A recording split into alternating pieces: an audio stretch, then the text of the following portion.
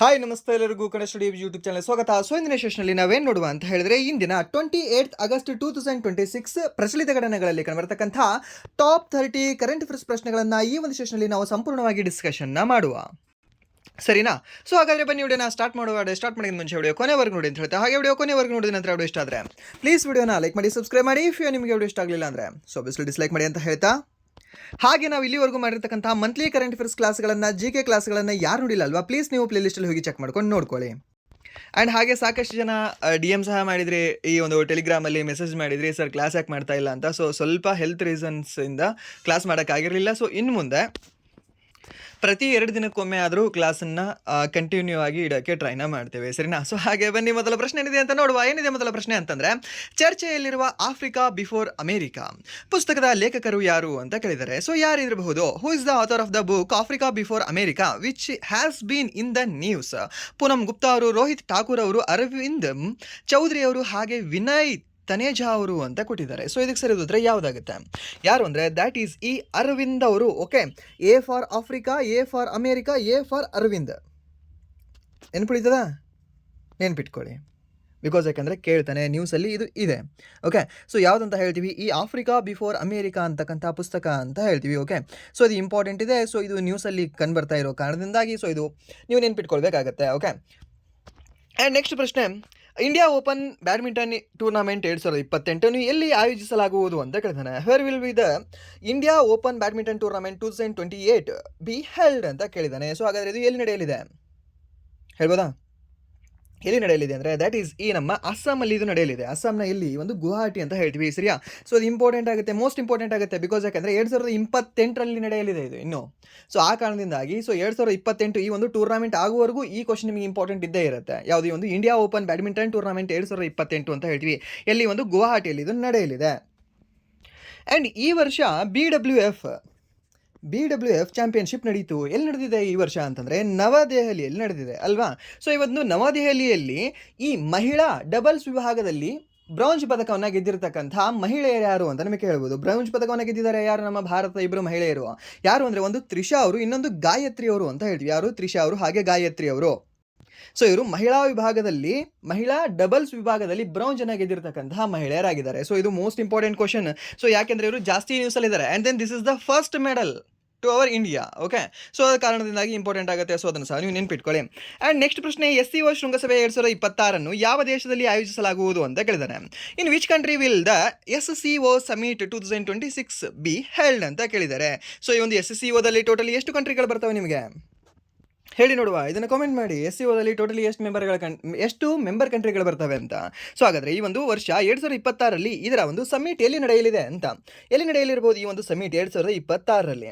So ಈ ಸಮಿಟ್ಗಳೇನಿದಾವಲ್ವ always important ಇರ್ತವೆ. So specially ಯಾವುದು ಅಂತಂದರೆ ಈ SCO ಆಗಿರಲಿ, ಈ ಬ್ರಿಕ್ಸ್ ಆಗಿರಲಿ, ಬಿಮ್ಸ್ಟೆಕ್ ಆಗಿರಲಿ, ಮತ್ತು ಆಸಿಯನ್ ಆಗಿರಲಿ, ಹಾಗೆ ಒಂದು G7 ಅಂತ ಹೇಳ್ತೀವಿ. ಸೊ ಇವೆಲ್ಲವೂ ಸಹ ಇಂಪಾರ್ಟೆಂಟ್ ಆಗಿರ್ತವೆ. ಸೊ ಅದಕ್ಕೆ ನೆನಪಿಟ್ಕೊಳ್ಳಿ. ಸೊ ಇದು ನಡೆದಿರ್ತಕ್ಕಂಥದ್ದು ಎಲ್ಲಿ ಅಂದರೆ ಕಿರ್ಗಿಸ್ತಾನದಲ್ಲಿ ನಡೆದಿದೆ. ಯಾವುದು? ಒಂದು ಶಾಂಘೈ ಕಾರ್ಪೊರೇಷನ್ ಆರ್ಗನೈಸೇಷನ್ ಅಂತ ಹೇಳ್ತೀವಿ. ಈ ಒಂದು ಸಮಿಟ್ ನಡೆದಿದೆ, ಸರಿಯಾ? ಸೊ ಹಾಗಾದರೆ ಇದರ ಒಂದು ಕೇಂದ್ರ ಕಚೇರಿ ಎಲ್ಲಿ ಕಂಡುಬರುತ್ತೆ ಅಂತ ಕೇಳ್ತಾನೆ. ಸೊ ಇದರ ಹೆಸರಲ್ಲಿ ಶಾಂಘೈ ಅಂತ ಇದೆ, ಬಟ್ ಇದರ ಕೇಂದ್ರ ಕಚೇರಿ ಶಾಂಘೈಯಲ್ಲಿ ಕಂಡುಬರೋದಿಲ್ಲ. ಬದಲಾಗಿ ಇದು ಬೀಜಿಂಗಲ್ಲಿ ಕಂಡುಬರುತ್ತೆ. ಎಲ್ಲಿ ಕಂಡುಬರುತ್ತೆ ಅಂತ ಹೇಳ್ತೀವಿ? ಬೀಜಿಂಗಲ್ಲಿ ಕಂಡುಬರುತ್ತೆ. ಹಾಗಾದರೆ ಈ ಒಂದು ಚೀನಾದ ಕ್ಯಾಪಿಟಲ್ ಸಿಟಿ ಯಾವುದು? ದಟ್ ಈಸ್ ಬೀಜಿಂಗ್ ಅಂತ ಹೇಳ್ತೀವಿ. ಸೊ ಅದು ಸಹ ನಿಮಗೆ ಗೊತ್ತಿರಲಿ. ಹಾಗಾದರೆ ಈ ಒಂದು SCOದಲ್ಲಿ ನಮ್ಮ ಭಾರತ ಸದಸ್ಯ ರಾಷ್ಟ್ರ ಆಗಿದೆಯೋ ಅಥವಾ ಆಗಿಲ್ವೋ ಅಂತ ಕೇಳಿದ್ರೆ ಹೌದು, ನಮ್ಮ ಭಾರತ ದೇಶ ಇದರ ಒಂದು ಸದಸ್ಯತ್ವವನ್ನು ಪಡೆದುಕೊಂಡಿದೆ. ಹಾಗೆ ಇದರ ಒಂದು ಥೀಮ್ ಸಹ ನಿಮಗೆ ಕೇಳಬಹುದು. ಇದರ ಥೀಮ್ ಏನಾಗಿದೆ ಅಂದರೆ 25 years ಆಫ್ SCO ಅಂತ ಹೇಳ್ತೀವಿ. ಯಾವುದು? ಒಂದು 2026ರ SCO ಸಮಿಟ್ನ ಒಂದು ಥೀಮ್ ಅಂತ ಕೇಳ್ತಾರೆ ನಿಮಗೆ. ಸೊ ಅವಾಗ ನೀವು ಹೇಳಬೇಕಾಗುತ್ತೆ 25 years of SCO together towards sustainable peace development and prosperity ಅಂತ ಹೇಳ್ತೀವಿ. ಸರ್ ಇಷ್ಟೆಲ್ಲವೂ ಸಹ ನೆನ್ಪಿಟ್ಕೊಳ್ಬೇಕಂತಂದರೆ ಅಷ್ಟೆಲ್ಲವೂ ನೆನ್ಪಿಟ್ಕೊಳ್ಳೋದು ಆಗಲಿಲ್ಲ ಅಂದರೂ ಫಸ್ಟ್ ಒಂದು ಲೈನ್ ಆದರೂ ನೆನ್ಪಿಟ್ಕೊಳ್ಬೋದಲ್ಲ ನೀವು, 25 years ಆಫ್ SCO ಅಂತ. ಸೊ ಅದು ನೆನ್ಪಿಟ್ಕೊಳ್ಳಿ. ಬಿಕಾಸ್ ಯಾಕೆಂದರೆ ಆ ಒಂದು ಕೀವರ್ಡಿಂದ ನಿಮಗೆ ಈಸಿಯಾಗಿ ಆನ್ಸರ್ ಗೊತ್ತಾಗ್ತದೆ. ಯಾವುದನ್ನು ನಾವು ಹೇಳ್ಬೋದು, ಯಾವುದನ್ನು ನಾವು ಎಲಿಮಿನೇಟ್ ಮಾಡಬಹುದು ಅಂತ. ಓಕೆ, ಆ್ಯಂಡ್ ನೆಕ್ಸ್ಟ್ ಪ್ರಶ್ನೆ, ನೀರಿನ ಸಮಸ್ಯೆಗಳನ್ನು ಎದುರಿಸಲು ವಿಶ್ವ ಜಲ ಸಪ್ತಾಹ 2026 ಯಾವಾಗ ಆಯೋಜಿಸಲಾಗುವುದು ಅಂತ. ಓಕೆ, ಸೊ ಬಂತು ನೋಡಿ ನಿಮ್ಮ KE ಕ್ವಶನ್. ಸೊ ಇದೆಲ್ಲವೂ KE ಕ್ವಶನ್ ಅಲ್ಲ ಅಂತಲ್ಲ. ಸೊ ಇದೆಲ್ಲವೂ ಸಹ ಕೇಳ್ತಾನೆ, ಬಟ್ ಸ್ಪೆಷಲಿ KE ಅವರು ಆ್ಯಂಡ್ ದೆನ್ CGL ಅವರು ಸೊ ಈ ರೀತಿಯ ಕ್ವಶನ್ಗಳನ್ನು ಸ್ವಲ್ಪ ಜಾಸ್ತಿ ಪಿಕ್ ಮಾಡ್ತಾರೆ, ಅಂದರೆ ಸಪ್ತಾಹಗಳನ್ನು. ಓಕೆ. ಸೊ ಇದೇನು ಬರುತ್ತಲ್ವಾ, ಈ ಸಪ್ತಾಹಗಳಾಗಿರಲಿ, ವಾಟರ್ ವೀಕ್ ಅಂತ ಆಗಿರಲಿ, ಒಟ್ಟಿನಲ್ಲಿ ಇದು ಯಾವುದಾದ್ರೂ ಒಂದನ್ನು ನಾವು ವೀಕಲ್ಲಿ ಸೆಲೆಬ್ರೇಟ್ ಮಾಡ್ತಾ ಇದ್ರೆ ಆ ವೀಕ್ ಇಂಪಾರ್ಟೆಂಟ್ ಆಗ್ತವೆ. ಸೊ ಹಾಗೆ ಒಂದು ವಿಶ್ವ ಜಲ ಸಪ್ತಾಹನ ಆಚರಣೆ ಮಾಡ್ತಾ ಇದ್ವಿ. ಸೊ ಹಾಗಾದರೆ ಎಲ್ಲಿಯ ಯಾವ ದಿನಾಂಕದಿಂದ ಯಾವ ದಿನಾಂಕದವರೆಗೆ ಅಂತ ಅವಾಗ ನೀವು ಹೇಳಬೇಕಾಗತ್ತೆ ಈ ಒಂದು ಲಾಸ್ಟ್ ವೀಕ್ ಆಫ್ ಆಗಸ್ಟ್ ಅಂತ. So last week of the August ಅಂದರೆ ಯಾವುದು ಅಂತ ಹೇಳ್ತೀವಿ, ಈ ಒಂದು ಆಗಸ್ಟ್ 23ರಿಂದ ಆಗಸ್ಟ್ 27ರವರೆಗೆ ಈ ವರ್ಲ್ಡ್ ವಾಟರ್ ವೀಕನ್ನು ಆಯೋಜನೆ ಮಾಡಲಾಗಿತ್ತು ಅಂತ ನೀವು ಹೇಳಬೇಕಾಗತ್ತೆ. ಯಾವುದು ವರ್ಲ್ಡ್ ವಾಟರ್ ವೀಕ್ ಅಂತ ಹೇಳ್ತೀವಿ. So important question this is also. And next ಪ್ರಶ್ನೆ, ಅಮೆರಿಕ ಯಾವ ದೇಶದ ವಿರುದ್ಧ ಆಪರೇಷನ್ ಎಕನಾಮಿಕ್ ಔಟ್ಕಾಸ್ಟ್ ಅನ್ನು ಪ್ರಾರಂಭಿಸಿದೆ ಅಂತ ಕೇಳಿದ್ದಾನೆ. Against which country has the US launched operation economic outcast ಅಂತ ಕೇಳಿದ್ದಾರೆ. ಸೊ ಹಾಗಾದರೆ ಯಾವ ದೇಶದ ವಿರುದ್ಧ ಇದನ್ನು ಪ್ರಾರಂಭಿಸಿರಬಹುದು? ಯಾವ ದೇಶದ ಜೊತೆಗೆ ಅಂತ ಕೇಳಿಲ್ಲ, ಯಾವ ದೇಶದ ವಿರುದ್ಧ ಅಂತ ಕೇಳಿದ್ದಾರೆ. ಸೊ ಕ್ವಶನ್ ಸ್ವಲ್ಪ ನಾವು ಕ್ಲಿಯರಾಗಿ ಓದ್ಕೊಂಡ್ರೆ ನಮ್ಗೆ ಆನ್ಸರ್ ಸಿಗಬಹುದು. ಯಾವ ದೇಶ ಇರ್ಬೋದು? ಆಪ್ಷನ್ ಎ ರಷ್ಯಾ ಅಂತ ಕೊಟ್ಟಿದ್ದಾರೆ, and option B Canada, option C China, option D ಏನಿದೆ ಅಂದರೆ ಇರಾನ್ ಅಂತ ಇದೆ. ಸೊ ಹಾಗಾದರೆ ಇಲ್ಲಿ ಹೇಳ್ಬೋದಾ ಯಾವುದು ಅಂತ? ಸರ್ ರೀಸೆಂಟಾಗಿ ಯಾವ ದೇಶದ ಜೊತೆ ಯುದ್ಧ ನಡೀತಿದೆ ಸರ್? ಇರಾನ್ ಜೊತೆ ಅಲ್ವಾ ಅವ್ರದ್ದು ಯುದ್ಧ ನಡೀತಾ ಇರೋದು. ಸೊ ವಿರುದ್ಧ ಅಂತ ಕೇಳಿದ್ರು ಸಹ ಇದು ಒಂದು ಇರಾನೇ ಅಂತ ಹೇಳಬೇಕಾಗತ್ತಲ್ವಾ. ಸೊ ಹಾಗಾದರೆ ಈ ಒಂದು ಆಪರೇಷನ್ ಎಕನಾಮಿಕ್ ಔಟ್ಕಾಸ್ಟ್ ಯಾವ ದೇಶದ ವಿರುದ್ಧ ಲಾಂಚ್ ಮಾಡಲಾಗಿದೆ ಅಂದರೆ ದಟ್ ಇಸ್ ಒಂದು ಇರಾನ್ ದೇಶ ಅಂತ ಹೇಳ್ತೀವಿ. Okay. So this is also important question. Important, ನಿಮ್ಮ ಸೆಂಟ್ರಲ್ ಗೌರ್ಮೆಂಟ್ ಆಗಿರಲಿ, ಸ್ಟೇಟ್ ಗೌರ್ಮೆಂಟ್ ಆಗಿರಲಿ, ಎರಡಕ್ಕೂ ಸಹ ಇದು ಇಂಪಾರ್ಟೆಂಟ್ ಆಗುತ್ತೆ. ಆ್ಯಂಡ್ ನೆಕ್ಸ್ಟ್ ಪ್ರಶ್ನೆ, ಉತ್ತರ ಪ್ರದೇಶ ಮತ್ತು ಮಧ್ಯಪ್ರದೇಶದಲ್ಲಿ ಮಾದಕ ವ್ಯಾಪಾರದ ವಿರುದ್ಧ ಸೆಂಟ್ರಲ್ ಬ್ಯೂರೋ ಆಫ್ ನಾರ್ಕೋಟಿಕ್ಸ್ ಯಾವ ಅಭಿಯಾನವನ್ನು ಪ್ರಾರಂಭಿಸಿದೆ ಅಂತ. ಸೊ ಈ ಕ್ವಶನ್ ಏನಿದೆ ಅಲ್ವಾ, RRB ಕ್ವಶನ್ಗಳಿದು, ಈ ರೀತಿಯ ಕ್ವಶನ್ಗಳು. ಲೈಕ್ ಹೇಗೆ ಇಲ್ಲಿ ಈ ರಾಜ್ಯ ಇಂಪಾರ್ಟೆಂಟ್ ಅಲ್ಲ, ಬಿಕಾಸ್ ಇದು 28 ರಾಜ್ಯಗಳಲ್ಲಿ ಇದೊಂದು ರಾಜ್ಯ ಅಷ್ಟೇ. ಬಟ್ ಈ ರೀತಿ ಅಭಿಯಾನಗಳೇನು ಬರ್ತಾವಲ್ವಾ, ಆ ಅಭಿಯಾನಗಳನ್ನು RRBಯಲ್ಲಿ ಜಾಸ್ತಿ ಫೋಕಸ್ ಮಾಡಿ ಕೇಳ್ತಾನೆ. KL ಕೇಳ್ತಾನೆ, ಭಾಳ ಕಡಿಮೆ ರೇಷೋ. ಓಕೆ. SSCL ಕೇಳ್ತಾನೆ, ಬಹಳ ಕಡಿಮೆ ರೇಷೋ. ಬಟ್ RRBಯಲ್ಲಿ ಜಾಸ್ತಿ ಕೇಳ್ತಾನೆ ಈ ರೀತಿಯ ಅಭಿಯಾನಗಳನ್ನು. ಓಕೆ. ಸೊ ಹಾಗಾದರೆ ಒಂದು ಸೆಂಟ್ರಲ್ ಬ್ಯೂರೋ ಆಫ್ ನಾರ್ಕೋಟಿಕ್ಸ್ ಈ ಒಂದು ಮಧ್ಯಪ್ರದೇಶ ಹಾಗೆ ಉತ್ತರ ಪ್ರದೇಶದಲ್ಲಿ ಆರಂಭ ಮಾಡಿದೆ. ಹಾಗಾದರೆ ಆ ಒಂದು ಹೆಸರೇನು ಅಂತ, ಏನಾಗಿರ್ಬೋದು ಆ ಒಂದು ಹೆಸರು? ಇದನ್ನು ಹೇಳ್ಬೋದಾ, ಆನ್ಸರ್ ಮಾಡ್ಬೋದಾ? ಸೊ ಇದನ್ನು ಆನ್ಸರ್ ಮಾಡಿ. ಯಾವುದು ಅಂತಂದರೆ ದ್ಯಾಟ್ ಈಸ್ ಒಂದು ಆಪರೇಷನ್ ಬ್ಲ್ಯಾಕ್ ಹಾಕ್ ಅಂತ ಹೇಳ್ತೀವಿ. ಏನಂತ ಹೇಳ್ತೀವಿ? ಒಂದು ಆಪರೇಷನ್ ಬ್ಲ್ಯಾಕ್ ಹಾಕ್ ಅಂತ ಹೇಳ್ತೀವಿ. ಈ ಒಂದು ಬ್ಲ್ಯಾಕ್ ಹಾಕ್ ಅಂತಕ್ಕಂತಹ ಅಭಿಯಾನವನ್ನು ಪ್ರಾರಂಭ ಮಾಡಿದೆ. ಯಾವುದರ ವಿರುದ್ಧ ಅಂತ ಕೇಳ್ತಾನೆ? ಮಾದಕ ವ್ಯಾಪಾರದ ವಿರುದ್ಧ. ಗಾಂಜಾ, ಡ್ರಗ್ಸ್ ಅದೆಲ್ಲ ಬರುತ್ತಲ್ವಾ. ಸೊ ಅದೆಲ್ಲದರ ವಿರುದ್ಧ ಇವರು ಅಭಿಯಾನವನ್ನು ಪ್ರಾರಂಭ ಮಾಡಿದ್ದಾರೆ. ಎಲ್ಲಿ ಮಾಡಿದ್ದಾರೆ ಅಂದರೆ ಉತ್ತರ ಪ್ರದೇಶ ಮತ್ತು ಮಧ್ಯಪ್ರದೇಶ. ಸೊ ನಮಗೆ ಏನು ಅನಿಸುತ್ತೆ ಅಂದರೆ ಇಫ್ ಉತ್ತರ ಪ್ರದೇಶ ಕೊಡಿಲ್ಲ, ಮಧ್ಯಪ್ರದೇಶ ಕೊಡಿಲ್ಲ, ಸೊ ಇದೇ ಇತ್ತು. ಆಪರೇಷನ್ ಬ್ಲ್ಯಾಕ್ ಹ್ಯಾಕ್ ಅಂತಕ್ಕಂಥ ಅಭಿಯಾನವನ್ನು ಸೆಂಟ್ರಲ್ ಬ್ಯೂರೋ ಆಫ್ ನಾರ್ಕೋಟಿಕ್ಸ್ ಅವರು ಯಾವ ರಾಜ್ಯದಲ್ಲಿ ಪ್ರಾರಂಭ ಮಾಡಲಾಗಿದೆ ಅಂತ ಕ್ವಶನ್ ಕೇಳಿ ಫಸ್ಟ್ ಆಪ್ಷನ್ ಏನಾದರೂ ಪಂಜಾಬ್ ಅಂತ ಇಟ್ಟರೆ 99% ಜನ ಯಾರಾದರೂ ಗೆಸ್ಟ್ ಮಾಡಿ ಹಾಕೋರಿದ್ರೆ ಪಂಜಾಬ್ ಪಿಕ್ ಮಾಡ್ತಾರೆ. ಬಿಕಾಸ್ ಯಾಕಂದರೆ ಪಂಜಾಬಲ್ಲಿ ನೋಡಿರ್ಬೋದು ನಶೆ ಜಾಸ್ತಿ ಪಂಜಾಬಲ್ಲಿ ಅಲ್ವಾ. ಸೊ ದ್ಯಾಟ್ಸ್ ವೈ ನಾವು ಪಂಜಾಬ್ ಅಂತ ಹೇಳ್ತೀವಿ. ಬಟ್ ಇದು ಪಂಜಾಬ್ ಅಲ್ಲ, ಬದಲಾಗಿ ಉತ್ತರ ಪ್ರದೇಶ ಮತ್ತು ಮಧ್ಯಪ್ರದೇಶ ಅಂತ ಹೇಳ್ತೀವಿ. ಸೊ ಈ ರೀತಿ ಸ್ವಲ್ಪ ನೀವೇ ಕನ್ಫ್ಯೂಸಿಂಗ್ ಮಾಡ್ಕೊಂಡು ಕ್ವಶನ್ಗಳನ್ನು ಓದ್ಕೊಂಡು ಮತ್ತೆ ಅದನ್ನು ಕ್ಲಾರಿಫೈ ಮಾಡಿಕೊಂಡು ನೀವೇ ಸ್ವಲ್ಪ ಅರ್ಥ ಮಾಡಿಕೊಂಡ್ರೆ ಕನ್ಫ್ಯೂಸ್ ಆಗಲ್ಲ ಎಕ್ಸಾಮಲ್ಲಿ. ಆ್ಯಂಡ್ ನೆಕ್ಸ್ಟ್ ಪ್ರಶ್ನೆ, ಈಗಲ್ ಆಫ್ ಸಿವಿಲೈಸೇಷನ್ 2026 ಸಂಯುಕ್ತ ವಾಯು ಅಭ್ಯಾಸವು ಯಾವ ದೇಶಗಳ ನಡುವೆ ಪ್ರಾರಂಭಿಸಲಾಯಿತು ಅಂತ ಕೇಳಿದ್ದಾನೆ. ಈಗಲ್ ಆಫ್ ಸಿವಿಲೈಸೇಷನ್ ಅಂದರೆ ಏನು? ಸೊ ಈ ಒಂದು ಸಿವಿಲೈಸೇಷನ್ಗಳು ಪ್ರಾರಂಭ ಆಗಿರೋದು ಯಾವ್ಯಾವ ದೇಶಗಳಲ್ಲಿ ರೀ? ಏನಿಲ್ಲ, ಯಾವ್ಯಾವ ದೇಶಗಳಲ್ಲಿ? ಸೊ ಒಂದು ನಾವೇ ಹೇಳ್ತೀವಿ, ಈ ಈಜಿಪ್ಟ್ ಅಂತ ಹೇಳ್ತೀವಿ ಅಲ್ವಾ. ಸೊ ಅಲ್ಲಿ ಒಂದು ಸಿವಿಲೈಸೇಷನ್ ಆರಂಭ ಆಗಿತ್ತು. ನಮ್ಮ ಭಾರತದಿದು ಏನಾದರೂ ಅಭ್ಯಾಸ ಇತ್ತು ಅಂದರೆ ನಮ್ಗೆ ಗೊತ್ತಿರೋದು ಇದು ಅಲ್ವಾ, ನಮ್ಮ ಭಾರತದಲ್ಲ. ಸೊ ಹಾಗಾದರೆ ನಮ್ಮ ಭಾರತ ಬಿಟ್ಟು ನಿಮಗೆ ಬೇರೆ ಬೇರೆ ಯಾವ ಯಾವ ದೇಶಗಳಲ್ಲಿ ಈ ಒಂದು ಸಿವಿಲೈಸೇಷನ್ ಕಂಡು ಬರ್ತಾ ಇತ್ತು ಅವಾಗ? ಈಜಿಪ್ಟಲ್ಲಿ. ಇನ್ನೊಂದು ಯಾವುದು ಅಂತಂದರೆ ಒಂದು ಚೀನಾ ಅಂತ ಹೇಳ್ತೀವಿ. ಈಜಿಪ್ಟ್ ಆ್ಯಂಡ್ ಚೀನಾದಲ್ಲಿ ಸೊ ಪ್ರಾರಂಭ ಆಗಿದೆ. ಸೊ ಆ ಕಾರಣದಿಂದಾಗಿ ಅವರು ಆ ಹೆಸರಿನಿಂದನೇ ಒಂದು ವಾಯು ಅಭ್ಯಾಸವನ್ನು ಪ್ರಾರಂಭ ಮಾಡಿದರೆ. ಆ ಒಂದು ಅಭ್ಯಾಸದ ಹೆಸರು ಈಗಲ್ ಆಫ್ ಸಿವಿಲೈಸೇಷನ್ ಅಂತ ಹೇಳ್ತೀವಿ. ಹೆಸರನ್ನ ಯಾವುದೇ ಒಂದು ಈಗಲ್ ಆಫ್ ಸಿವಿಲೈಸೇಷನ್. ಸೊ ಅದಕ್ಕೆ ಸರಿಯಾದ ಉತ್ತರ ಆಪ್ಷನ್ ಡಿ ಅಂತ ಹೇಳ್ತೀವಿ. ದ್ಯಾಟ್ ಈಸ್ ಒಂದು ಚೀನಾ ಆ್ಯಂಡ್ ಈಜಿಪ್ಟ್ ಅಂತ ಹೇಳಲಾಗುತ್ತೆ. ಆ್ಯಂಡ್ ನೆಕ್ಸ್ಟ್ ಪ್ರಶ್ನೆ, ಕಪ್ಪು ಕತ್ತಿನ ಕೊಕ್ಕರೆ ಬ್ಲ್ಯಾಕ್ ನೆಕ್ಡ್ ಸ್ಟ್ರಾಕ್ ಗಾಗಿ ಪ್ರಮುಖ ಸಂತಾನೋತ್ಪತ್ತಿ ಪ್ರದೇಶವಾಗಿ ಯಾವ ಪಕ್ಷಿ ಅಭಯಾರಣ್ಯವನ್ನು ಆಯ್ಕೆ ಮಾಡಲಾಯಿತು ಅಂತ. ಸರ್ ಇದು ಎಲ್ಲಿದೆ ಅಂತ ಕೇಳ್ತಾನೆ, ಹೌದು. ಬಟ್ ಇದು ಎಲ್ಲಿ, ಇದು ಏನಂತ ಹೇಳ್ತೇವೆ ಸಂತಾನೋತ್ಪತ್ತಿ ಅದು ಇದು ವಗೇರೆ ಈ ರೀತಿ ಎಲ್ಲ ಸಹ ಕ್ವಶನ್ ಕೇಳ್ತಾನೆ. ಅಂದರೆ ಹೌದು, ಈ ರೀತಿ ಕ್ವಶನ್ ಕೇಳ್ತಾನೆ. ಓಕೆ. ದ ಬ್ರೀಡಿಂಗ್ ಏನು ಬರುತ್ತಲ್ವಾ, ಈ ಬ್ರೀಡಿಂಗ್ ಏರಿಯಾಗಳನ್ನು ಕೇಳ್ತಾನೆ, ಬ್ರೀಡಿಂಗ್ ವೈಲ್ಡ್ ಲೈಫ್ ಸೆಂಚುರಿಗಳನ್ನು ಕೇಳ್ತಾನೆ, ಆ್ಯಂಡ್ ದೆನ್ ಬ್ರೀಡಿಂಗ್ ಟೈಪ್ಗಳನ್ನು ಕೇಳ್ತಾನೆ. ಓಕೆ. ಸೊ ಆ ಕಾರಣಕ್ಕಾಗಿ ಇದು ಸಹ ನಿಮ್ಗೆ ಗೊತ್ತಿರಬೇಕಾಗತ್ತೆ. ಓಕೆ. ಸೊ ಹಾಗಾದರೆ ಯಾವುದಾಗಿರಬಹುದು? ಅದು ಕಿಜಾಡಿಯಾ ಪಕ್ಷಿ ಅಭಯಾರಣ್ಯ ಅಂತ ಕೊಟ್ಟಿದ್ದಾನೆ, ಓಖ್ಲಾ ಪಕ್ಷಿ ಅಭಯಾರಣ್ಯ ಅಂತ ಕೊಟ್ಟಿದ್ದಾನೆ, ಸಲೀಂ ಅಲಿ ಅಂತ ಕೊಟ್ಟಿದ್ದಾನೆ, ಆ್ಯಂಡ್ ದೆನ್ ಕೊಲ್ಲೇರು ಅಂತ ಕೊಟ್ಟಿದ್ದಾನೆ. ಸೊ ಹಾಗಾದರೆ ಇದಕ್ಕೆ ಸರಿಯಾದ ಉತ್ತರ ಯಾವುದಾಗುತ್ತೆ? ಇದಕ್ಕೆ ಸರಿಯಾದ ಉತ್ತರ ಕಿಜಾಡಿಯಾ ನ್ಯಾಷನಲ್ ಖಿಜಾಡಿಯಾ ಬರ್ಡ್ ಸ್ಯಾಂಚುರಿ ಅಂತ ಹೇಳ್ತೀವಿ. ಯಾವುದೇ ಒಂದು ಖಿಜಾಡಿಯಾ ಬರ್ಡ್ ಸ್ಯಾಂಚುರಿ. ಸೊ ಇದನ್ನು ಸಹ ನೀವು ನೆನ್ಪಿಟ್ಕೊಳ್ಳಿ, ಖಿಜಾಡಿಯಾ ಬರ್ಡ್ ಸ್ಯಾಂಚುರಿ. ಹಾಗಾದರೆ ಒಂದು ಖಿಜಾಡಿಯಾ ಬರ್ಡ್ ಸ್ಯಾಂಚುರಿ ಎಲ್ಲಿ ಕಂಡುಬರುತ್ತೆ ನಿಮಗೆ? ಈ ಖಿಜಾಡಿಯಾ ಕಂಡುಬರ್ತಕ್ಕಂಥ ನಿಮಗೆ ಗುಜರಾತಲ್ಲಿ ಕಂಡುಬರುತ್ತೆ. ಕ್ವಶನ್ ಕೇಳಬಹುದು ಡೈರೆಕ್ಟ್ ಆಗಿ ನಿಮಗೆ, ಈ ಒಂದು ಗುಜರಾತಲ್ಲಿ ಕಂಡುಬರ್ತಕ್ಕಂಥ ಪಕ್ಷಿ ಅಭಯಾರಣ್ಯ ಯಾವುದು ಅಂತ? ಖಿಜಾಡಿಯಾ. ಸೊ ಅಲ್ಲಿ ಏನನ್ನ ಆರಂಭ ಮಾಡಲಾಗಿದೆ ಅಂತಂದ್ರೆ ಒಂದು ಬ್ರೀಡಿಂಗ್ ಏರಿಯಾವನ್ನು ಆರಂಭ ಮಾಡಲಾಗಿದೆ. ಯಾವ ಪಕ್ಷಿಗಾಗಿ? ಈ ಬ್ಲ್ಯಾಕ್ ನೆಕ್ಡ್ ಸ್ಟಾರ್ಕ್ ಅಂತ ಹೇಳ್ತೀವಿ ಈ ಸರ್ನ. ಸೊ ಇದನ್ನ ಆರಂಭ ಮಾಡಲಾಗಿದೆ ಎಲ್ಲಿ? ಒಂದು ಖಿಜಾಡಿಯಾ ಪಕ್ಷಿ ಅಭಯಾರಣ್ಯದಲ್ಲಿ. ಅಂಡ್ ನೆಕ್ಸ್ಟ್ ಪ್ರಶ್ನೆ, ಅರ್ಜುನ್ ವಾಹಿನಿ ಎಂಬ ಹೊಸ ವಿಪತ್ತು ಪರಿಹಾರ ಪಡೆಯನ್ನು ಯಾವ ರಾಜ್ಯ ಸರ್ಕಾರವು ರಚಿಸಿದೆ ಅಂತ ಕೇಳಿದಾನೆ. ಯಾವುದೇ ಒಂದು ಅರ್ಜುನ್ ವಾಹಿನಿ ಎಂಬ ಹೊಸ ವಿಪತ್ತು ಪರಿಹಾರ ಪಡೆ ಯಾವ ರಾಜ್ಯ ಇರಬಹುದು? ಇದು ಹೇಳಬಹುದಾ? ಹೇಳಿದಕ್ಕೆ. ಸೊ ಇದಕ್ಕೆ ಸರಿಯಾದ ಉತ್ತರ ಯಾವುದಾಗುತ್ತೆ ಅಂದರೆ ಅರ್ಜುನ್ ಅಂತಂದರೆ ಇವಾಗ ಈ ವೆಸ್ಟ್ ಬೆಂಗಾಲಲ್ಲಿ ಇದನ್ನು ಆರಂಭ ಮಾಡಲಾಗಿದೆ. ಯಾವುದೇ ಒಂದು ಅರ್ಜುನ್ ಅಂತ ಹೇಳ್ತೀವಿ. ಈ ಒಂದು ಡಿಸಾಸ್ಟರ್ ರಿಲೀಫ್ ಫೋರ್ಸ್ ಅಂತ ಹೇಳ್ತೀವಿ ಇದನ್ನು. ಯಾವುದೇ ಒಂದು ಡಿಸಾಸ್ಟರ್ ರಿಲೀಫ್ ಫೋರ್ಸ್. ಸೊ ಏನು ಅಂತ ಕೇಳ್ಬೋದು, ಅರ್ಜುನ್ ವಾಹಿನಿ ಅಂತಕ್ಕಂಥದ್ದು. ಸೊ ಅದೊಂದು ಡಿಸಾಸ್ಟರ್ ರಿಲೀಫ್ ಫೋರ್ಸ್ ಆಗಿದೆ. ಎಲ್ಲಿ ಅಂದರೆ ಈ ಒಂದು ವೆಸ್ಟ್ ಬೆಂಗಾಲಲ್ಲಿ ಅಂತ ಹೇಳ್ತೀವಿ. ಯಾವುದೇ ಒಂದು ವೆಸ್ಟ್ ಬೆಂಗಾಲಲ್ಲಿ. ಯಾರು ಇದನ್ನು ಆರಂಭ ಮಾಡಿದ್ದಾರೆ? ಸುವೇಂದು ಅಧಿಕಾರಿ ಅಂತ ಹೇಳ್ತೀವಿ. ಸೊ ಅಲ್ಲಿನ CM, 9ನೇ CM ಅಂತ ಹೇಳ್ತೇವೆ. ಆ್ಯಂಡ್ ನೆಕ್ಸ್ಟ್ ಪ್ರಶ್ನೆ, ಕಾನ್ಪುರದಲ್ಲಿ ಆಯೋಜಿಸಲಾದ ರಾಷ್ಟ್ರೀಯ ರ್ಯಾಂಕಿಂಗ್ ಟೇಬಲ್ ಟೆನ್ನಿಸ್ ಟೂರ್ನಮೆಂಟಲ್ಲಿ ಪುರುಷರ ಸಿಂಗಲ್ ಪ್ರಶಸ್ತಿಯನ್ನು ಯಾರು ಗೆದ್ದಿದ್ದಾರೆ ಅಂತ ಕೇಳಿದಾನೆ. Who won the men single title at the national ranking table tennis tournament held in Kanpur ಅಂತ ಕೊಟ್ಟಿದ್ದಾರೆ. ಕಾನ್ಪುರ್ ಅದಕ್ಕೆ ಫೇಮಸ್ ಚರ್ಮಗಳಿಗೆ. ಓಕೆ, ಚರ್ಮದ ಒಂದು ವ್ಯಾಪಾರಕ್ಕೆ ಈ ಒಂದು ಕಾನ್ಪುರ್ ಫೇಮಸ್ ಆಗಿದೆ. ಹಾಗಾದರೆ ಇಲ್ಲಿ ಸರಿಯಾದ ಉತ್ತರ ಯಾವುದಾಗುತ್ತೆ? ಯಾರು ಅಂದರೆ ದ್ಯಾಟ್ ಈಸ್ ಈ ಒಂದು ಪಾಯಸ್ ಜೈನ್ ಅವರು ಅಂತ ಹೇಳ್ತೀವಿ. ಯಾರು? ಒಂದು ಪಾಯಸ್ ಜೈನ್ ಅವರು ಇಲ್ಲಿ ವಿನ್ ಆಗಿದ್ದಾರೆ ಪುರುಷರ ಸಿಂಗಲ್ಸಲ್ಲಿ. ಆ್ಯಂಡ್ ನೆಕ್ಸ್ಟ್ ಪ್ರಶ್ನೆ, ವಿಶ್ವ ಸರೋವರ ದಿನವನ್ನು ಪ್ರತಿ ವರ್ಷ ಯಾವ ದಿನದಂದು ಆಚರಿಸಲಾಗ್ತದೆ ಅಂತ ಕೇಳಿದಾನೆ. ಸರೋವರ ದಿನ ಅಂತ ನಾವು ಯಾವಾಗ ಆಚರಣೆ ಮಾಡ್ತೀವಿ? ಈ ಒಂದು ಸರೋವರ ದಿನ ನಾವು ಪ್ರತಿ ವರ್ಷ ಆಚರಣೆ ಮಾಡ್ತಕ್ಕಂಥದ್ದು 27 ಆಗಸ್ಟ್. ದ 27th ಆಗಸ್ಟ್ ನಾವು ಏನಂತ ಆಚರಣೆ ಮಾಡ್ತೀವಿ ಅಂದರೆ ವರ್ಲ್ಡ್ ಲೇಕ್ ಡೇ ಅಂತ ಆಚರಣೆ ಮಾಡ್ತೀವಿ. ಏನು ಲೇಕ್ ಡೇ ಅಂತ? ಸರ್ ಫೆಬ್ರವರಿ 2 ಅಲ್ವಾ? ಕನ್ಫ್ಯೂಷನ್ ಆಗ್ತೀರಾ? ಫೆಬ್ರವರಿ 2ಗೆ ಫೆಬ್ರವರಿ 2ನ ನಾವು ವೆಟ್ ಲ್ಯಾಂಡ್ ಡೇ ಅಂತ ಆಚರಣೆ ಮಾಡ್ತೀವಿ. ಏನಂತ ಆಚರಣೆ ಮಾಡ್ತೀವಿ? ವೆಟ್ ಲ್ಯಾಂಡ್ ಡೇ ಅಂತ ಆಚರಣೆ ಮಾಡ್ತೀವಿ. ಬಟ್ ಲೇಕ್ ಡೇ ಅಂತ ಆಚರಣೆ ಮಾಡೋದು ಯಾವಾಗ ಅಂದರೆ ನಿಮಗೆ ಆಗಸ್ಟ್ 27. ಓಕೆ, ಕನ್ಫ್ಯೂಷನ್ ಆಗಬೇಡಿ, ಸ್ವಲ್ಪ ಕ್ಲಾರಿಟಿ ತಗೊಳ್ಳಿ. ಆ್ಯಂಡ್ ನೆಕ್ಸ್ಟ್ ಪ್ರಶ್ನೆ, ಸುಪ್ರೀಂ ಕೋರ್ಟ್ ಯಾವ ರಾಜ್ಯದ ಜೋಜಾರಿ ನದಿಯ 100 ಮೀಟರ್ ವ್ಯಾಪ್ತಿಯಲ್ಲಿ ನಿರ್ಮಾಣ ಅಥವಾ ಅಭಿವೃದ್ಧಿ ಚಟುವಟಿಕೆಗಳ ಮೇಲೆ ನಿಷೇಧ ಹೇರಿದೆ ಅಂತ? ಸೊ SSCಯ ಮೋಸ್ಟ್ ಫೇವರೇಟ್ ಟಾಪಿಕ್ ಇದು. ಈ ರೀತಿ ಹೇಳೋದು, ಯಾವುದು ನಿಷೇಧ ಮಾಡಿರ್ತಾನಲ್ವಾ SSCಯಲ್ಲಿ ಜಾಸ್ತಿ ಕೇಳ್ತಾನೆ. ಸೊ ಹಾಗಾದರೆ ಯಾವ ನದಿ ಅದು? ಯಾವ ನದಿ ಅಂದರೆ ಈ ಒಂದು ಜೋಜಾರಿ ನದಿ ಅಂತ ಹೇಳ್ತೀವಿ. ಹಾಗಾದರೆ ಯಾವ ರಾಜ್ಯದಲ್ಲಿ ಕಂಡುಬರುತ್ತೆ ಇದು ಜೋಜಾರಿ ನದಿ? ಇದು ಕಂಡುಬರ್ತಕ್ಕಂಥದ್ದು ಈ ಒಂದು ರಾಜಸ್ಥಾನದಲ್ಲಿ ಕಂಡುಬರುತ್ತೆ. ಯಾವುದೇ ಒಂದು ರಾಜಸ್ಥಾನದಲ್ಲಿ ಒಂದು ಜೋಜಾರಿ ನದಿ ಕಂಡುಬರುತ್ತೆ. ಸೊ ಏನು ಹೇಳಿದ್ದಾರೆ ಅಂತಂದರೆ 100 ಮೀಟರ್ ವ್ಯಾಪ್ತಿಯಲ್ಲಿ ನಿರ್ಮಾಣ ಮತ್ತು ಅಭಿವೃದ್ಧಿ ಚಟುವಟಿಕೆಗಳ ಮೇಲೆ ನಿಷೇಧ ಹೇರಿದ್ದಾರೆ ಅಂತ. ಎಲ್ಲಿ? ರಾಜಸ್ಥಾನದಲ್ಲಿ. ಆ್ಯಂಡ್ ನೆಕ್ಸ್ಟ್ ಪ್ರಶ್ನೆ, ಭಾರತೀಯ ರೈಲ್ವೆ ತನ್ನ ಮೊದಲ ಡಬಲ್ ಸ್ಟಾಕ್ ದೂರ ಸರಕು ಕಂಟೈನರ್ ರೈಲನ್ನು ಯಾವ ನಗರದಿಂದ ಪ್ರಾರಂಭಿಸಿದೆ ಅಂತ ಕೇಳಿದಾನೆ. ಡಬಲ್ ದೂರ from where has Indian railways launched it first double stack long hall container train ಅಂತ. ಓಕೆ, ಸೊ ಹಾಗಾದರೆ ಇದು ಎಲ್ಲಿಂದ ಆರಂಭ ಮಾಡಿದೆ?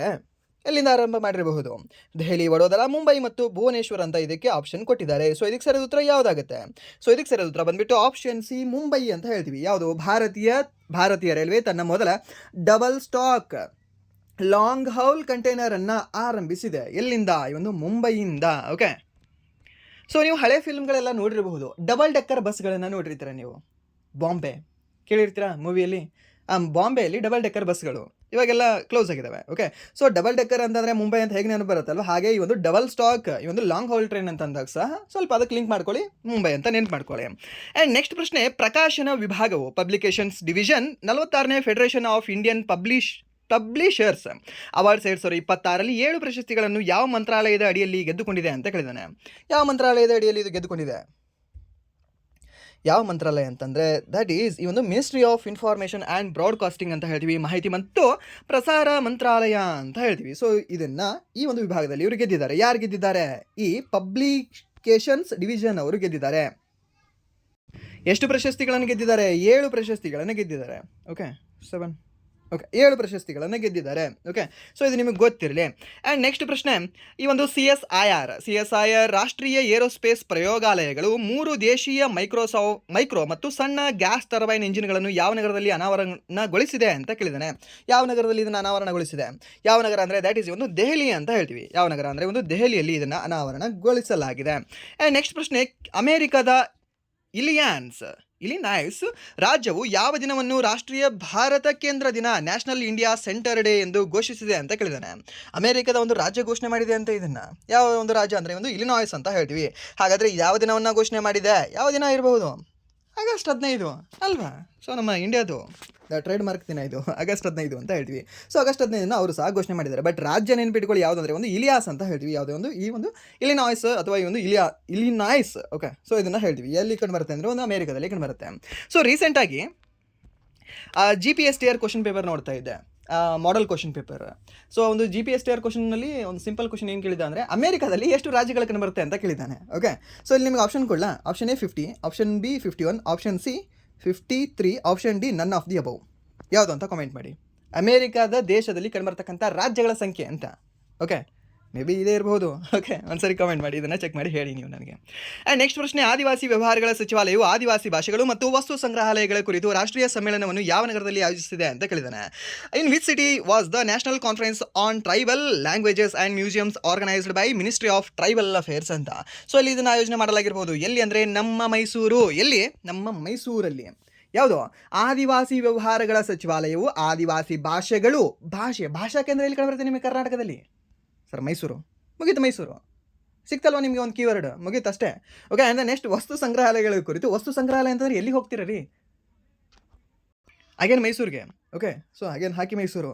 ಈ ಕುರಿತು ರಾಷ್ಟ್ರೀಯ ಸಮ್ಮೇಳನ ಎಲ್ಲಿ ನಡೆಯಲಿದೆ ಅಂದರೆ ಒಂದು ಮೈಸೂರಲ್ಲಿ ನಡೆಯಲಿದೆ. Okay, important question. ಸೊ ಇಲ್ಲಿ ಟ್ರೈಬಲ್ ಅಂತ ಬಂತು ಅಂದರೆ ಆಲ್ವೇಸ್ ಇಂಪಾರ್ಟೆಂಟ್ ಇರುತ್ತೆ ಕ್ವಶನ್ಗಳು. ಓಕೆ, ಆ್ಯಂಡ್ ನೆಕ್ಸ್ಟ್ ಪ್ರಶ್ನೆ, ಇತ್ತೀಚೆಗೆ ಬಿಡುಗಡೆಯಾದ ವರ್ಕ್ ಫ್ರಮ್ ಎನಿವೇರ್ ಇಂಡೆಕ್ಸ್ 2026ರಲ್ಲಿ ಸೇರ್ಪಡೆಯಾದ ಭಾರತೀಯ ಏಕೈಕ ನಗರ ಯಾವುದು ಅಂತ. ವರ್ಕ್ ಫ್ರಮ್ ಎನಿವೇರ್ ಅಂತ. ಸೊ ಎಲ್ಲಿ ಬೇಕಾದ್ರೆ ನೀವು ಕೆಲಸ ಮಾಡ್ಬೋದು. ಯಾವೊಂದು ನಗರ ನಿಮಗೆ ಆ ರೀತಿ ವೈಡ್ ಒಂದು ಎಕ್ಸ್ಪೀರಿಯೆನ್ಸ್ ಕೊಡ್ತದೆ? ವರ್ಕ್ ಫ್ರಮ್ ಹೋಮ್ ಎಲ್ಲಿಂದ ಮಾಡ್ಬೋದು ನೀವು? ಇಲ್ಲಂದರೆ ಒಂದು ಮುಂಬೈಯಲ್ಲಿ. ಸೊ ಮುಂಬೈಯಲ್ಲಿ. ಓಕೆ, ಸೊ ಇಲ್ಲಿ ಅಂದರೆ ಒಂದು ಮುಂಬೈ ಅಂತ ಹೇಳ್ತೀವಿ. ಸೊ ಇದು ಭಾರತೀಯ ಏಕೈಕ ನಗರ ಆಗಿದೆ. ಸೊ ದ್ಯಾಟ್ಸ್ ವೈ ಇದು ಇಂಪಾರ್ಟೆಂಟ್. ನಮ್ಮ ಬೆಂಗಳೂರು ಇದೆಯಾ? ನಮ್ಮ ಬೆಂಗಳೂರು ಇಲ್ಲ. ಮೈಸೂರು ಇದೆಯಾ? ಮೈಸೂರು ಇಲ್ಲ. ಹೈದರಾಬಾದ್ ಇದೆಯಾ? ಹೈದರಾಬಾದ್ ಇಲ್ಲ. ದೆಹಲಿ ಇದೆಯಾ? ದೆಹಲಿ ಇಲ್ಲ. ಓನ್ಲಿ ಯಾವುದಿದೆ ಅಂದರೆ ಒಂದು ಮುಂಬೈ ಇದೆ.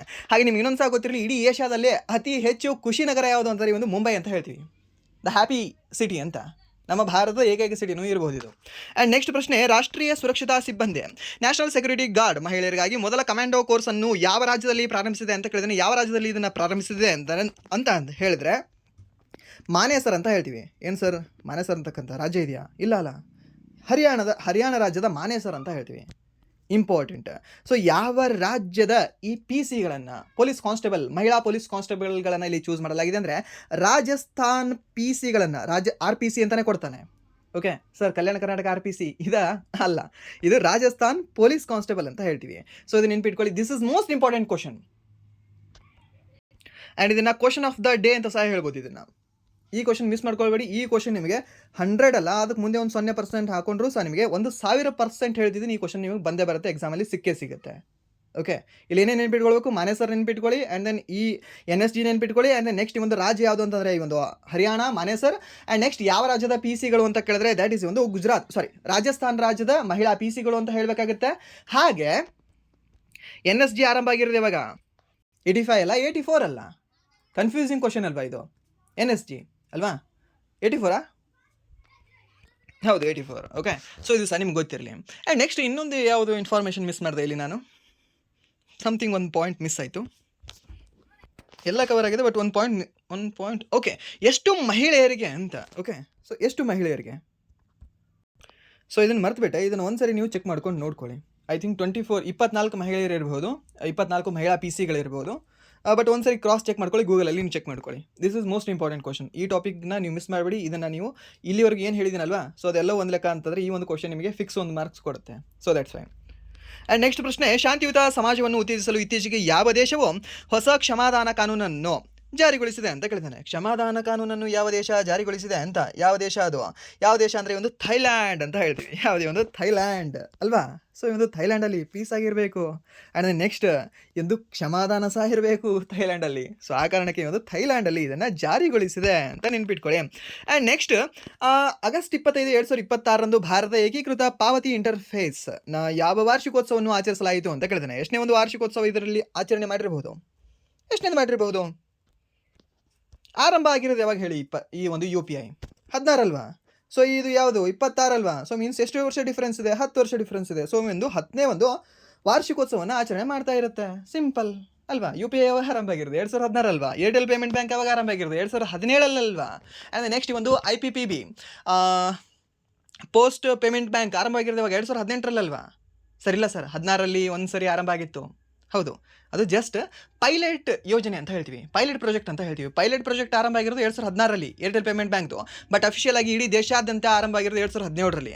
ಹಾಗೆ ಈ ಇಂಡಿಯನ್ ಪೋಸ್ಟ್ ಬ್ಯಾಂಕ್ ಏನಿದೆ ಅಲ್ವಾ, ಅದರದ್ದು ಸಹ ಪೈಲಟ್ ಯೋಜನೆ ಆರಂಭ ಆಗಿರ್ತಕ್ಕಂಥದ್ದು 2017ರಲ್ಲಿ. ಬಟ್ ಇಡೀ ದೇಶಾದ್ಯಂತ ಆರಂಭ ಆಗಿರೋದು 2018ರಲ್ಲಿ. ಯಾಕೆ ಇದನ್ನು ಹೇಳ್ತಾ ಇದ್ದೀನಿ ಅಂದರೆ, UPI ನ್ಯೂಸಲ್ಲಿದೆ, ಸೊ ಅದಕ್ಕೆ ಪೇಮೆಂಟ್ ಬ್ಯಾಂಕ್ ಸಹ ನ್ಯೂಸಲ್ಲಿದೆ. ಸೊ ದ್ಯಾಟ್ಸ್ ವೈ ಕ್ವಶನ್ ಕೇಳೋ ಚಾನ್ಸಸ್ ಜಾಸ್ತಿ ಇರುತ್ತೆ ಅಷ್ಟೇ, ಸಿಂಪಲ್. ಆ್ಯಂಡ್ ನೆಕ್ಸ್ಟ್ ಪ್ರಶ್ನೆ, ICC ವಿಶ್ವ ಟೆಸ್ಟ್ ಚಾಂಪಿಯನ್ಶಿಪ್ನಲ್ಲಿ ಅತಿ ಹೆಚ್ಚು ವಿಕೆಟ್ಗಳನ್ನು ಪಡೆದ ಆಟಗಾರ ಯಾರು ಅಂತ ಕೇಳಿದ್ದಾರೆ. ಯಾರಾಗಿರ್ಬೋದು ಈ ನಮ್ಮ ಆಟಗಾರ? ಯಾರು ಅಂದರೆ that is Mitchell Starc, Australia player, option D. And next 18ನೇ ಬ್ರಿಕ್ಸ್ ಶೈಕ್ಷಣಿಕ ವೇದಿಕೆಯನ್ನು ಯಾವ ನಗರದಲ್ಲಿ ಆಯೋಜಿಸಲಾಗಿದೆ ಅಂತ ಕೇಳಿದ್ದಾನೆ. ಅಕಾಡೆಮಿಕ್ ಫೋರಮ್ ಅನ್ನು ಎಲ್ಲಿ ಆಯೋಜಿಸಲಾಗಿದೆ ಅಂತ, ಎಲ್ಲಿ ಇದನ್ನು ಆಯೋಜನೆ ಮಾಡಲಾಗಿರ್ಬೋದು ಕ್ಷಮಿಸಿ, ಎಲ್ಲಿ ಅಂದರೆ ಒಂದು ಲಖನೌ ಅಂತ ಹೇಳ್ತೀವಿ. ಯಾವುದೇ ಒಂದು ಅಕಾಡೆಮಿಕ್ ಫೋರಮ್ ಎಲ್ಲಿ? ಲಖನೌ. ಸೊ ನಿಮ್ಮ ಅಕಾಡೆಮಿಕ್ಸಲ್ಲಿ ಸ್ಕೋರ್ ಚೆನ್ನಾಗಿ ಬರಬೇಕು ಅಂತಂದರೆ ನಿಮಗೆ ಲಕ್ ಬೇಕಾಗೇ ಇಲ್ಲ. ಬಟ್ ನಿಮ್ಮ CETಯಲ್ಲಿ ಲೈಕ್ ಇವಾಗ ಕಾಂಪಿಟೇಟಿವ್ ಎಕ್ಸಾಮ್ ಬರೀತಿರ್ತೀರಲ್ವಾ, ಸೊ ಇಲ್ಲಿ ನಿಮ್ಮ ಹಾರ್ಡ್ ವರ್ಕ್ ಅಷ್ಟೇ ಅಲ್ಲ, ಅದ್ರ ಜೊತೆಗೆ ಲಕ್ ಸಹ ಬೇಕೇ ಬೇಕು. ಬಟ್ ಈ ಅಕಾಡೆಮಿಕ್ ಫೋರಮ್ಗೆ ಏನು ಲಕ್ ಬೇಕಾಗಿಲ್ಲ. ಸೊ ಅದು ಎಲ್ಲಿ ನಡೀತಾ ಇದೆ ಅಂದರೆ ಲಕ್ನೋವಲ್ಲಿ ನಡೀತಾ ಇದೆ. ಓಕೆ, ಸೊ ಇದು ಯಾವುದಂದರೆ ಒಂದು ಬ್ರಿಕ್ಸ್ನ ಅಕಾಡೆಮಿಕ್ ಫೋರಮ್ ಅಂತ ಹೇಳ್ತೀವಿ. ಆ್ಯಂಡ್ ನೆಕ್ಸ್ಟ್ ಪ್ರಶ್ನೆ, ಅನ್ನಪೂರ್ಣ ಸೂಪರ್ 6 LPG ಯೋಜನೆಯನ್ನು ಯಾವ ರಾಜ್ಯದಲ್ಲಿ ಪ್ರಾರಂಭಿಸಲಾಯಿತು ಅಂತ. ಸೊ ಅನ್ನಪೂರ್ಣ ಸೂಪರ್ 6 ಎಲ್ಲಿ ಇದನ್ನು ಪ್ರಾರಂಭ ಮಾಡಲಾಗಿದೆ? ಸರ್ ಸಿಕ್ಸರ್ ಎಲ್ಲಿ ಹೊಡೆದಿದ್ದಾರೆ ಸರ್ ಇವರು? ತಮಿಳುನಾಡವರು ಅಲ್ವಾ? ಸೊ ಹುಟ್ಟಿರ್ತಕ್ಕಂಥ ಗೌರ್ಮೆಂಟ್ ಹಾಸ್ಪಿಟ್ಲಲ್ಲಿ ಏನಾದರೂ ಒಂದು ಮಗು ಹುಡ್ತು ಅಂತಂದರೆ ಅದಕ್ಕೆ ಬಂಗಾರದ ಉಂಗುರ ಕೊಡ್ತಾರೆ. ಸೊ ಹಾಗೆ ಇಲ್ಲಿ 6 LPGಗಳನ್ನು ಕೊಡ್ತಿದ್ದಾರೆ ಅಲ್ವಾ? ಸೊ ಅದ್ರ ಹೆಸರೇನು? ಅನ್ನಪೂರ್ಣ ಸೂಪರ್ 6 ಅಂತ LPG ಹೆಸರು. ಆ್ಯಂಡ್ ನೆಕ್ಸ್ಟ್, ವಿಶ್ವ ಹ್ಯುಮನಾಯ್ಡ್ ರೋಬೋಟ್ ಗೇಮ್ಸ್ 2ನೇ ಆವೃತ್ತಿಯನ್ನು ಎಲ್ಲಿ ಆಯೋಜಿಸಲಾಗಿದೆ ಅಂತ ಕೇಳಿದಾನೆ. 2ನೇ ಆವೃತ್ತಿ ಎಲ್ಲಿ ಇದನ್ನು ಆಯೋಜನೆ ಮಾಡಲಾಗಿದೆ ಅಂತ, ಎಲ್ಲಿ ಇದನ್ನು ಆಯೋಜನೆ ಮಾಡಿರ್ಬೋದು ಅಂದರೆ ದ್ಯಾಟ್ ಇಸ್ ಒಂದು ಚೀನಾದ ಕ್ಯಾಪಿಟಲ್ ಸಿಟಿ ಆಗಿರ್ತಕ್ಕಂತಹ ಬೀಜಿಂಗಲ್ಲಿ ಇದನ್ನು ಆಯೋಜನೆ ಮಾಡಲಾಗಿದೆ. ಸೊ ನಿಮ್ಗೆ ಗೊತ್ತಿರಬಹುದು, ಈ 100 ಮೀಟರ್ ರೇಸಲ್ಲಿ ಯಾರ್ದು the fastest cat on the earth ಅವರ ರೆಕಾರ್ಡನ್ನು ಮುರಿದಿದ್ದಾರೆ. ರೋಬೋಟ್ಗಳು ಮುರಿದಿದ್ದಾರೆ ಅಷ್ಟೇ. ಓಕೆ, ಮನುಷ್ಯರಲ್ಲ, ರೋಬೋಟ್ಗಳು. ಆ್ಯಂಡ್ ನೆಕ್ಸ್ಟ್ ಪ್ರಶ್ನೆ, ಚಾಲಕರಲ್ಲಿ ಆಯಾಸ ಮತ್ತು ಜಾಗರೂಕತೆಯ ಕೊರತೆಯನ್ನು ಪತ್ತೆ ಹಚ್ಚಲು ವಿನ್ಯಾಸಗೊಳಿಸಲಾದ ಇಂಟೆಲಿ ಸೀಟ್ ಎಂಬ ಸ್ಮಾರ್ಟ್ ಡ್ರೈವರ್ ಸೀಟನ್ನು ಅಭಿವೃದ್ಧಿ ಎಲ್ಲಿ ಪಡಿಸಲಾಗಿದೆ ಅಂತ. ಸೊ ಇದು ಇಂಪಾರ್ಟೆಂಟಾ? ಹೌದು, ಇಂಪಾರ್ಟೆಂಟ್. ಸೊ ಈ ರೀತಿ ಜಾಸ್ತಿ ಪತ್ತೆ ಹಚ್ಚೋರು ಆ್ಯಂಡ್ ದೆನ್ ಈ ರೀತಿ ಜಾಸ್ತಿ ಒಂದು ಪ್ರಯೋಗನ ಮಾಡ್ತಕ್ಕಂಥವ್ರು ಯಾರು ರೀ? ನಾವು ಮದ್ರಾಸ್ ಅವರು, IIT ಮದ್ರಾಸ್ ಅಂತ ಹೇಳ್ತೀವಿ. ಸರ್ ನಮ್ಮದು ಅಂತ ಯಾಕೆ ಹೇಳ್ತೀರಾ ಅಂತ. ಸೊ ಒಂದನ್ನಾದರೂ ಲೈಕ್ ಡಿಫ್ರೆಂಟ್ ಟಾಪಿಕ್ಗಳು ಇರ್ತಾವಲ್ವಾ, ಸೊ ಅದನ್ನು ಕೆಲವೊಂದುಗಳಲ್ಲಿ ನಮ್ಮದು ಅಂತ ನಾವು ನೆನ್ಪಿಟ್ಕೊಳ್ಬೇಕು. ಸೊ ಅವಾಗ ಈಸಿಯಾಗಿ ಒಂದರದ್ದು ನಾವು ನೆನ್ಪಿಟ್ಕೊಳ್ತೀವಿ. ಓಕೆ, ನಮ್ಮ ಡ್ರೈವರ್ಗಳ ಸಲುವಾಗಿ ನಮ್ಮವರೇ ಮಾಡಿದಾರೆ ರೀ ಮದ್ರಾಸ್ ಅವರು. ಸರ್ ಧಾರವಾಡದಲ್ಲೂ ಒಂದು IIT ಇದೆಯಲ್ಲ, ಧಾರವಾಡದ ನೀವು ಲೆಕ್ಕಕ್ಕೆ ತೊಗೊಳ್ಳೇಬೇಡಿ. ಬಿಕಾಸ್ ಯಾಕಂದರೆ ಅಲ್ಲಿ ಅವ್ರು ಏನೂ ಪ್ರಯೋಗ ಮಾಡಲ್ಲ, ದೆನ್ ಅವ್ರು ಯಾವ ಕಾರಣಕ್ಕೂ ನ್ಯೂಸಲ್ಲಿ ಇರಲ್ಲ. ಸೊ ಅವ್ರದಂತೂ ನೀವು ಫಸ್ಟ್ ಎಲಿಮಿನೇಟ್ ಮಾಡ್ಬೋದು. ಓಕೆ, ಸೊ ಬಟ್ ನಲ್ಲಿ ಅದನ್ನು ಹೊರತಾಗಿ ನಮಗೆ ನಿಯರ್ ಇರ್ತಕ್ಕಂಥದ್ದು ಒಂದು IIT ಯಾವುದು ಅಂದರೆ ಮದ್ರಾಸ್ IIT ಅಂತ ಹೇಳ್ತೀವಿ. ಬಾಂಬೆ IIT ನಿಯರ್ ಆಗುತ್ತೆ, ಬಟ್ ಮದ್ರಾಸ್ IITನೇ ನಾವು ಕನ್ಸಿಡರ್ ಮಾಡ್ಕೊಳ್ಳೋದು ನಮಗೆ ಅಂತ. ಓಕೆ, ಸೊ ಈ IIT ಏನಿದೆ ಅಲ್ವಾ, ಸೊ ಇದನ್ನು ಆರಂಭ ಮಾಡಲಾಗಿದೆ. ಸೊ ಯಾವುದಂದರೆ ಒಂದು ಇಂಟೆಲಿ ಸೀಟ್ ಅಂತ ಹೇಳ್ತೀವಿ.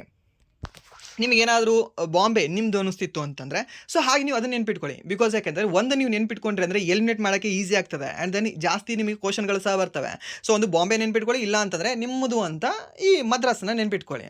ಓಕೆ, ಸೊ ಈಸಿ ಇದು ಎಲಿಮಿನೇಟ್ ಮಾಡೋಕ್ಕೆ ಆ್ಯಂಡ್ ದೆನ್ ಕ್ವಶನ್ನ ಹೇಳೋಕ್ಕೆ. ಸೊ RRBಯಲ್ಲಿ ಸ್ವಲ್ಪ ಜಾಸ್ತಿ ಕೇಳ್ತಾನೆ ಈ ರೀತಿ ಕ್ವಶನ್ಗಳು. ಆ್ಯಂಡ್ ದೆನ್ ವುಮೆನ್ ಇಕ್ವಾಲಿಟಿ ಡೇನ ಯಾವಾಗ ಆಚರಣೆ ಮಾಡ್ತಾರೆ? ಪ್ರತಿ ವರ್ಷ ಈ ಆಗಸ್ಟ್ 26ಕ್ಕೆ ಈ ಒಂದು ವುಮೆನ್ ಇಕ್ವಾಲಿಟಿ ಡೇ ಅಂತ ಆಚರಣೆ ಮಾಡ್ತಾರೆ. ಆ್ಯಂಡ್ ಓಕೆ, ಈ ಒಂದು ಕ್ವಶನ್ಗಳೆಲ್ಲ ಎಂಡ್ ಆಯಿತು. ಆ್ಯಂಡ್ ದೆನ್ ಒಂದು ಕ್ವಶನ್ ನಿಮ್ಗೆ ಹೋಮ್ವರ್ಕ್ ಕೊಡ್ತೀನಿ. ಏನು ಅಂತಂದರೆ 2026ರ 135ನೇ ಆವೃತ್ತಿಯ ಡ್ಯುರಾಂಡ್ ಕಪ್ ಪ್ರಶಸ್ತಿಯನ್ನು ಗೆದ್ದ ಫುಟ್ಬಾಲ್ ಕ್ಲಬ್ ಯಾವುದು ಅಂತ ಕೇಳಿದ್ದಾರೆ. ಸೊ ಇದನ್ನು ಹೋಮ್ವರ್ಕ್ ಪ್ರಶ್ನೆ ಆಗಿ ತಗೊಳ್ಳಿ. ಆ್ಯಂಡ್ ದೆನ್ ಈ ಒಂದು ಹೋಮ್ವರ್ಕ್ ಪ್ರಶ್ನೆಗೆ ನೀವು ಕಾಮೆಂಟ್ ಮೂಲಕ ಉತ್ತರವನ್ನು ತಿಳಿಸಿ ಅಂತ ಹೇಳ್ತಾ, ಹಾಗೆ ಇಲ್ಲಿವರೆಗೂ ವಿಡಿಯೋ ನೋಡೋದಕ್ಕಾಗಿ ಫಸ್ಟ್ ಆಫ್ ಆಲ್ ಧನ್ಯವಾದಗಳು. ಹಾಗೆ ಇಲ್ಲಿವರೆಗೂ ವಿಡಿಯೋ ನೋಡಿ ನಿಮಗೆ ಏನಾದರೂ ವಿಡಿಯೋ ಇಷ್ಟ ಆಗಿದ್ದರೆ ಪ್ಲೀಸ್ ವಿಡಿಯೋನ ಲೈಕ್ ಮಾಡಿ, ಸಬ್ಸ್ಕ್ರೈಬ್ ಮಾಡಿ. ಇಫ್ ನಿಮಗೆ ವಿಡಿಯೋ ಇಷ್ಟ ಆಗಲಿಲ್ಲ ಅಂದರೆ ಸೊ ಬೆಸ್ಲಿ ಡಿಸ್ಲೈಕ್ ಮಾಡಿ ಅಂತ ಹೇಳ್ತಾ, ಹಾಗೆ ನೀವೇನಾದರೂ ಲೈಕ್ ಮಾಡಿ ಸಬ್ಸ್ಕ್ರೈಬ್ ಮಾಡಿದರೆ ಪ್ಲೀಸ್ ನಿಮ್ಮ ಫ್ರೆಂಡ್ಸ್ಗೂ ಸಹ ಒಂದು ಕ್ಲಾಸ್ಗಳನ್ನು ಶೇರ್ ಮಾಡಿ. ಸೊ ಇಷ್ಟ ಹೇಳ್ತಾ ವಿಡಿಯೋನ ಇಲ್ಲಿಗೆ ಎಂಡ್ ಮಾಡ್ತಿದ್ದೀನಿ. Once again thank you so much.